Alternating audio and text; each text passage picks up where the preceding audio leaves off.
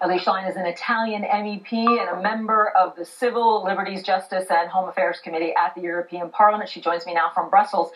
I mean, unfortunately, what we're hearing here is that it takes this kind of catastrophe to actually motivate Europe to do something. What will change right here, right now?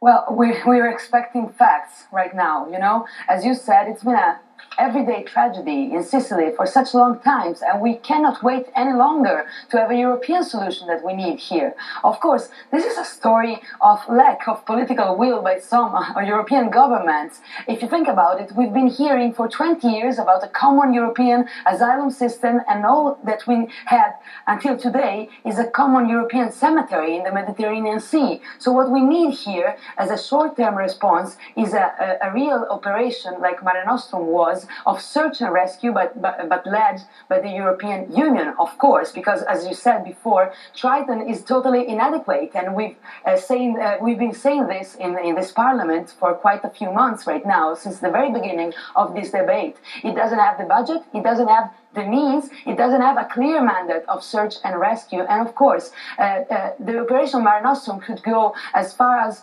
172 miles from the Italian waters, and Triton is just going 30 miles. In that difference, in that space, people have started to die again. So what are we waiting to act? Ms. Schlein, I'm interested to hear from you. You know the criticism here. It's that, look, you can mount a large operation, but it will just motivate more crossings. It will be a good thing because the seas will cease to be a mass grave, as you say, but will it cause political problems in Europe? Because it means more people will make those crossings.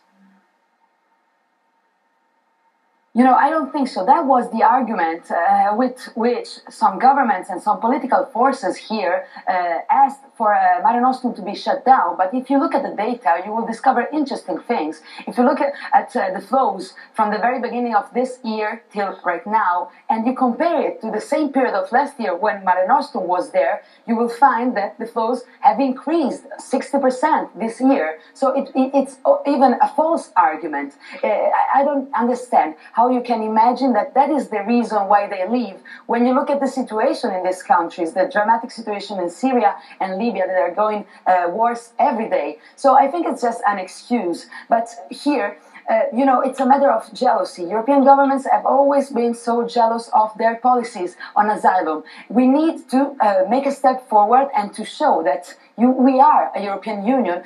You mentioned the cost of Mare Nostrum. It was 9 million euros per month. It's a lot for one member state only. But what about 28 member states? If you look at the data again, you will discover that today 6 member states out of 28 are dealing with 75% of all asylum requests. So the right question is not where is the European Union, where is Europe, as you can hear in Lampedusa a lot. I was there last October. The right question is where are the other 22 governments? Okay, but let's put the politics. Okay, but let's put the politics aside for a minute, because we understand Italy and Malta have been pushing for a European action plan for a long time. But I want to hear from you, what is going to work? Does this mean that you will rapidly and quickly return people to their homes in Africa? It means that they will not die on the seas, but they will be returned. I've heard a lot about programs to try and resettle these people. What is the plan beyond saying that we're going to put a bunch of new ships into the water? We're going to discover more about the plan that Commissioner Avramopoulos presented today on Thursday. We're going to see what the governments of the European countries really want to do right now to act. I hope we're going to see some facts, as I said before. But, you know, the fact is, I think that you need both short-term answers and long-term answers to the issue.